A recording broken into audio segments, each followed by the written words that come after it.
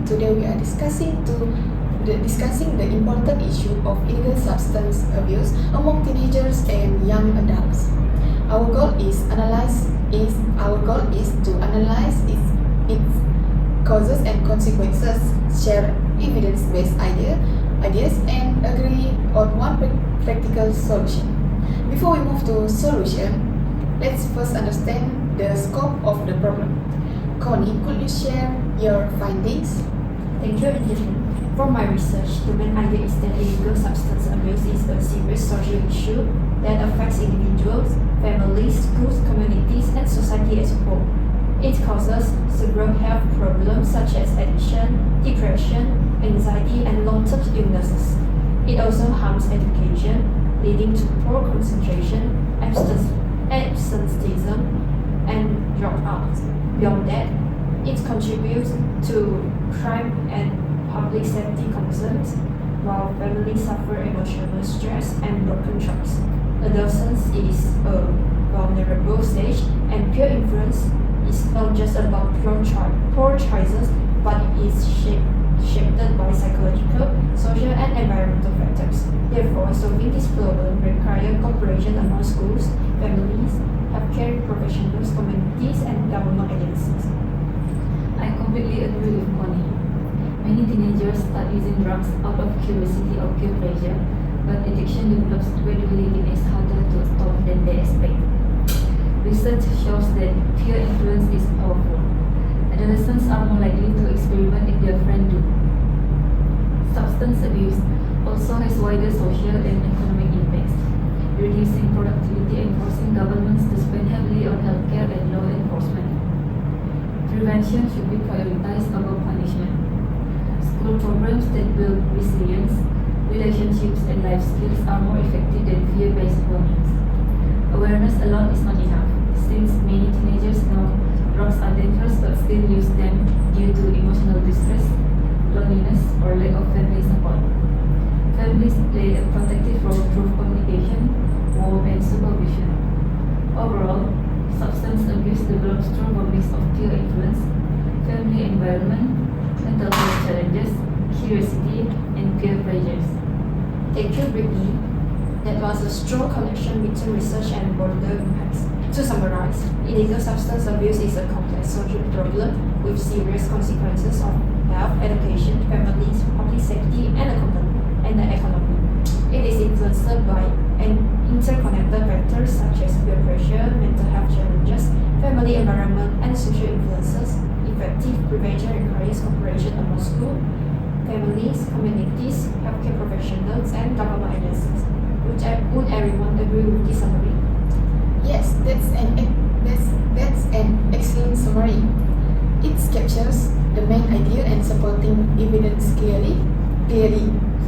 I agree as well. It reflects the complexity of the issue and the need for collective solutions. Great. So far, we've established the seriousness of the problem, its consequences, and the multiple contributing factors. Now let's move one step further. Instead of only identifying what happens, let's try to understand why it happens. Britney, based on your research, could you help us explore those possible causes and explain the inferences we can draw? Yes, for sure. From my research, I inferred that illegal substance abuse among young people is influenced by several interconnected factors. One major factor is a troubled family environment or a lack of proper parental supervision. Teenagers who experience family conflict, neglect, or poor communication may become more vulnerable to drug use. Another important factor is emotional distress. Many adolescents face academic pressure, anxiety, stress, and low self-esteem, which may lead them to use drugs as a way to cope with negative emotions. Peer influence also plays a significant role. Teenagers often want to fit in with their friends, so they may imitate risk behaviors even when they know the consequences. Besides that, curiosity and exposure to misleading information on social media can also encourage experimentation. mental health challenges such as depression, loneliness, and anxiety also increase the risk because some young people use drugs to escape emotional pain. Overall, I infer that illegal substance abuse is usually caused by a combination of family, social, psychological, and environmental factors. I completely agree with that analysis. In my opinion, peer influence is one of the strongest factors because teenagers spend a great deal of time with their friends. When drug use becomes normal within social group, young people may begin to see it as acceptable. Research has also shown that adolescents are much more likely to use drugs if their friends encourage to or approve of such behavior. I also think social media has become an important influence. Some online content glamorize drug use and gives teenagers the wrong impression that it is exciting and harmless. In addition, teenagers with low self-esteem or emotional difficulties may turn to drugs because they believe it will help them feel more confident or reduce stress. Unfortunately, this relief is only temporary and often leads to addiction. Therefore, substance abuse is a complex issue influenced by many connected factors, which is why early prevention is so important. Exactly. Many teenagers who misuse drugs may actually be struggling with depression, anxiety, loneliness, or even trauma. Instead of seeking professional help or emotional support, they choose drugs as a way to cope with their problems. However, recent studies show that this only worsens their mental health over time. This tells us that preventing substance abuse is not only about educating young people about drugs, but also about supporting their emotional and psychological well-being. Thank you, both of you. I think your discussion clearly shows that illegal substance abuse is influenced by many different factors rather than a single cause. Family environment, peer influence, mental health, curiosity, and social pressures all contribute to the problem. I also appreciate that both of you supported your ideas with research, making your conclusion more convincing. Now that we understand why substance abuse begins, I think it is equally important to understand how it develops over time. Britney, could you explain the sequence from first exposure to addiction? Of course, based on recent studies, illegal substance abuse usually develops gradually rather than happening suddenly. It often begins when teenagers experience personal challenges such as stress, family conflict, loneliness, low self-esteem, curiosity, or even peer pressure. During this stage, they may simply be looking for acceptance, excitement, or a way to escape from emotional problems. The next stage occurs when they are introduced to drugs, usually through friends, classmates, parties, or other social situations. If they decide to experiment, occasional use may slowly become regular use, especially when they start depending on drugs to cope with stress or negative emotions. As drug use continues, the brain gradually adapts to the substance, making it harder to stop. Eventually, this develops into dependency and addiction. Once addiction develops, the effects become much more serious.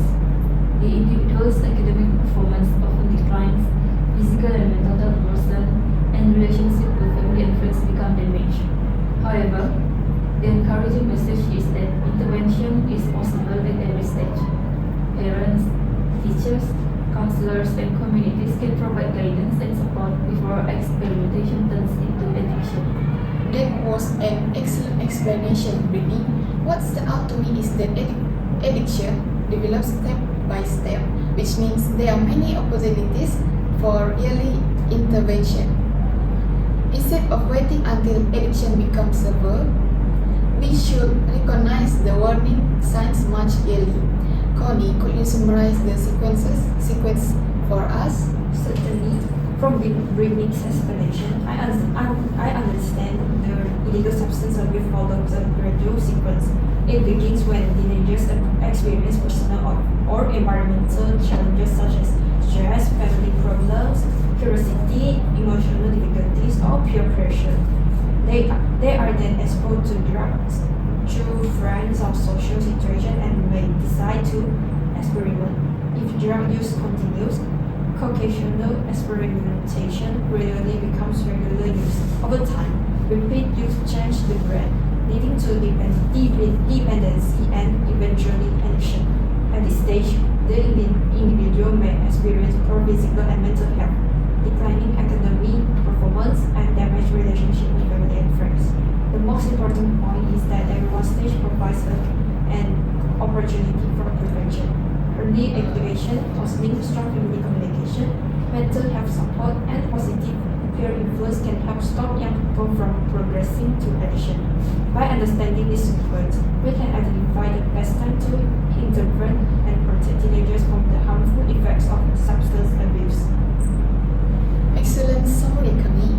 Our discussion has shown that illegal substance abuse is both predictable and preventable when we understand its causes and progression. Rather than focusing only on addiction, we should strengthen family support, improve mental health supplies, provide drug education, and encourage healthy peer relationship. Now that we have explored the causes and sequence of substance abuse, let's move on to our final discussion point. Based on everything we have discussed so far, what overall conclusion can we draw about illegal substance abuse among teenagers and young adults? Based on everything we've discussed, the conclusion is very clear. Illegal substance abuse has devastating and far-reaching consequences for individuals, families, communities, and society. It often begins with curiosity, peer pressure, stress, low self-esteem, or family difficulties, and gradually develops into dependency and addiction. Because the causes are complex, the solution must also be comprehensive. Families, schools, healthcare professionals, communities, and government agencies all need to work together. Education is key, but it should go beyond simply reading students. Effective programs should build resilience, decision-making skills, and healthy coping mechanism. Early intervention is also crucial. If warning signs are noticed, support should be provided immediately. Most importantly, addiction should be seen as a moral barrier, but as a problem shaped by social, psychological, and environmental factors. With compassion, prevention, and strong support system, we can reduce the number of young people affected. That's a very solid conclusion, CONIE. We've established the scale of the problem, its causes, and how it develops. But let's make this more personal. Behind every statistic is a real person and a real family. Britney, when you hear about young people becoming addicted, what thought and emotion come to mind? Honestly, I feel deep concern. Every young person has dreams and potential, but addiction can destroy all those opportunities. I also feel sadness for families who invest so much love and care, only to watch their children struggle with addiction. At the same time, I feel empathy because many young people who abuse substances are dealing with depression, loneliness, or trauma. I feel frustration too, knowing that stronger support systems could prevent many cases. But I also feel hopeful because recovery is possible. With treatment, family support, and community assistance, many individuals rebuild their lives. Most importantly, I feel a sense of responsibility. As members of all society, we have a role to play in prevention and support. I completely agree, Britney. I also feel urgency because every year without effective action means more young people trapped in addiction. I feel frustration with the environment that exposes adolescents to drugs and peer pressure, but I also feel determination. Research shows that solution exists: school-based programs, family support, and community cooperation can make differences. And I feel hope because positive change is possible when society works together. Above all, we must avoid stigmatizing individuals. Compassion and rehabilitation encourage people to seek help, while judgment only push them further away. Thank you both for sharing your feelings so openly. Your concerns, empathy, and determination show why this issue deserves serious attention. We've now discussed the causes, consequences, and emotional impact of illegal substance abuse and explore possible solutions. Let's strengthen our discussion further by grounding it in specific facts, statistics, and expert opinions. Does anyone have additional evidence to support our conclusion? Alright, before we discuss solutions, I think it's important for us to clearly distinguish between facts and opinions.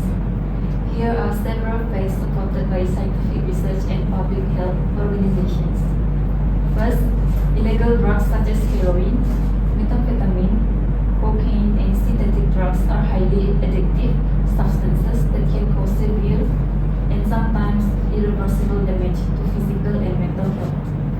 Researchers have found that prolonged substance abuse can affect brain development, memory, learning ability, emotional regulation, and decision-making skills, especially among adolescents whose brains are still developing. Second, it is the fact that substance abuse changes brain chemistry. According to addiction researchers, repeated drugs use after the brain's reward system and can make individuals increasingly dependent on substances. This is one reason why addiction is often considered as a chronic health condition rather than just a simply behavioral choice. Third, it is the fact that possession, distribution, and use of many illegal substances are criminal offenses in numerous countries. Individuals convicted of drug-related offenses may face legal consequences such as fines, imprisonment, or criminal records that can affect future educational and employment opportunities. Fourth, there is substantial evidence showing that substance abuse is associated with poorer academic performance, increased school absenteeism, higher dropout rates, and reduced productivity. Studies published in recent years continue to demonstrate a strong relationship between drug use and negative educational outcomes. Now, moving from facts to opinions, my opinion is that prevention should receive more attention than punishment. While laws are important, I believe that helping young people avoid drug use in the first place is far more effective than addressing addiction after it has already developed. Scholars such as Jenkins in 2026 said that acute prevention programs focusing on education, resilience, and social support can significantly reduce substance use among adolescents. Those are excellent examples of evidence-based facts. You clearly distinguish between information supported by research and your personal viewpoint regarding prevention. Now, for an opinion, Connie, what do you think is the most effective way to tackle this issue? In my opinion, schools should implement more comprehensive and mandatory drugs awareness programs. However, I am not referring to a single annual assembly or a brief election. Instead, I believe drug education should be integrated into the curriculum throughout the school year. Students should learn not only about the dangers of drugs but also about peer pressure, stress management, emotional well-being, decision-making skills, and healthy coping strategies. Research suggests that prevention programs are more effective when they are continuous, interactive, and focused on developing life skills rather than simply providing information. I also strongly believe that parental involvement is one of the most important factors in prevention. Parents are often the first people who can notice change in behavior, academic performance, or social relationships. When parents maintain open communication with their children and create supportive home environments, young people may feel more comfortable discussing challenges instead of turning to drugs. In addition, scholars such as Paul and David emphasize the awareness program should be combined with mental health support. Their research suggests that adolescents often engage in substance abuse due to emotional distress, social pressure, or low self-esteem. Therefore, schools should not focus exclusively on drugs themselves but also address the underlying causes that place young people at risk. That's a very good point, and I'd like to build on what Connie just said. Connie mentioned that stronger parental guidance, and I completely agree. However, I think we should also recognize that many parents may not know how to identify early warning signs of substance abuse. For example, some parents might interpret behavioral changes as typical teenage behavior when they could actually indicate more serious problems. Signs such as sudden mood swings, declining academic performance, secrecy, changes in friendship groups, sleep disturbances, or loss of interest in hobbies may signal that the young persons need help. Because of this, I believe that parenting workshops could be an important part of the solution. This workshop could educate parents about communication strategies, adolescents' mental health, substance abuse warning signs, and available support services. If parents are better informed, they will be more confident and effective when supporting their children. I would also like to add that families themselves sometimes require support.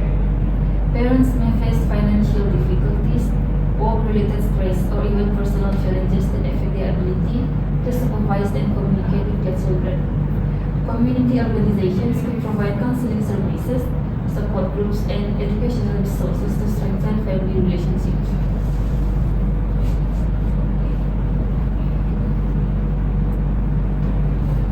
That's a very interesting point. Building on what you just said, I think parenting workshops could also teach parents how to respond appropriately if they suspect substance abuse. Sometimes parents react with anger, punishment, or confrontation, which may discourage young people from seeking help. I would also like to emphasize the importance of early intervention.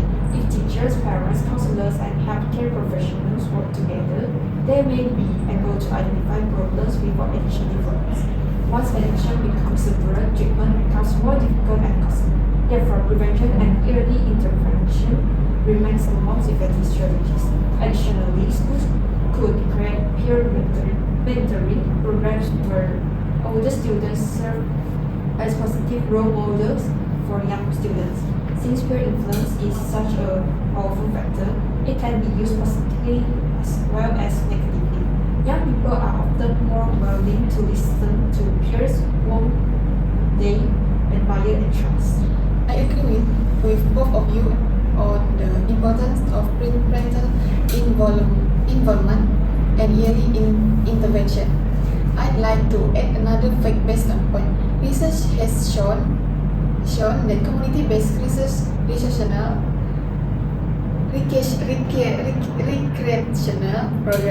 programs, youth clubs, support activities, volunteer projects, and after-school programs can reduce delinquency and risky behaviors by providing young people with positive environments and constructive activities. Excellent work, everyone. We have identified facts, express opinions, evaluate solutions, and build upon each other's ideas respectfully. Now, let's move to the final part, making suggestions and researching a consensus. We are getting to the heart of the matter. Our goal is to agree on one practical solution that can realistically help reduce illegal substance abuse among teenagers and young adults. Let's hear all the suggestions we have discussed so far, and then we'll try to find common ground. Any suggestion?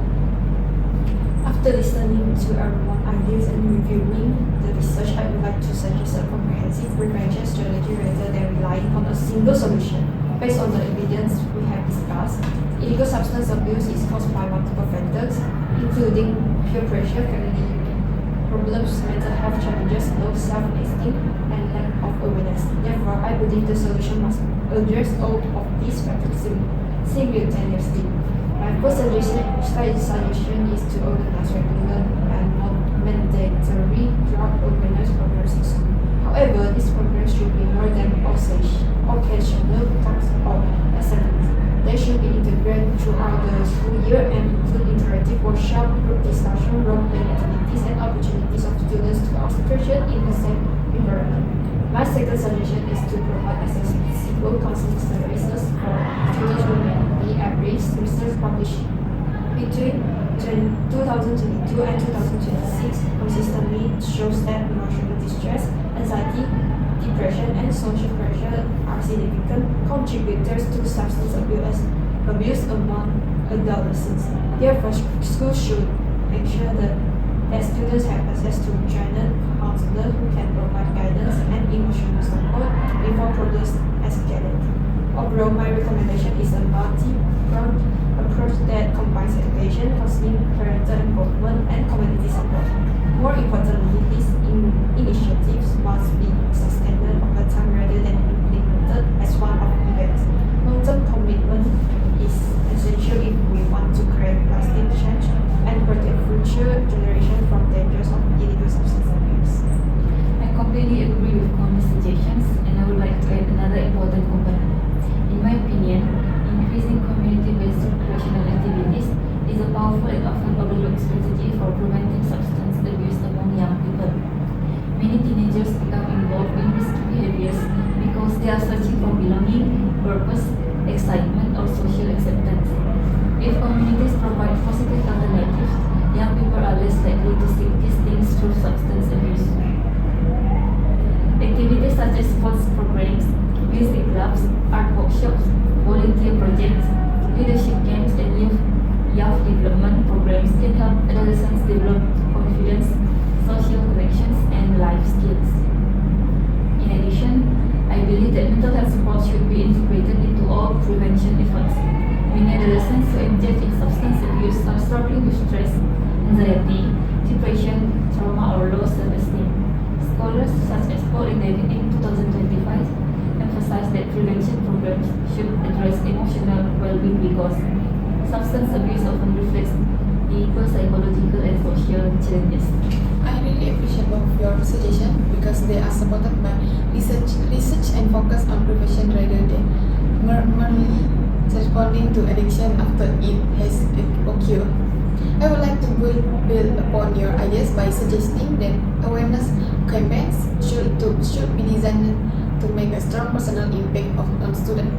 While statistics and scientific facts are important, many young people connect more deeply with real life experiences and personal stories. Research on healthy education suggests that personal narratives can be powerful tools for influencing attitudes and behavior. When students hear complications and when students hear authentic stories about lost opportunities, damaged relationship, healthy complication, and recovery journeys, they may be more likely to reflect on their own choices and avoid risky behavior. Another important point raised by recent scholars is that prevention should begin early. Waiting until students have already been exposed to drugs may be too late. Age-appropriate education should begin before young people encounter significant peer pressure or opportunities to experiment with substance. I completely agree with both of you. What I find most encouraging is that our suggestions complement one another rather than compete with one another. We all recognize that awareness programs alone are not enough. Counseling services alone are not enough. Parental involvement alone is not enough. Community activities alone are not enough. However, However, when these strategies are combined, they create a comprehensive support system that addresses the many factors contributing to substance abuse. This aligns with recent scholarly recommendation, which emphasizes the importance of comprehensive prevention framework rather than isolated intervention by addressing educational, psychological, social, and family-related factors simultaneously. We increase the likelihood of long-term success. Excellent observation. Let's try to synthesize everything we have discussed into one clear and actionable consensus statement. Brittney, would you like to help formulate it? Certainly, based on our discussion, I propose that the group agrees on the following consensus, which is schools should implement regular and comprehensive drug awareness programs throughout the academic year. These programs should be supported by accessible counseling services, active parental involvement, community-based recreational activities, and collaboration with healthcare professionals and community organizations. The purpose of this comprehensive approach is to educate students, strengthen emotional well-being, provide early intervention for at-risk individuals, and create supportive environments that prevent illegal substance abuse before it begins.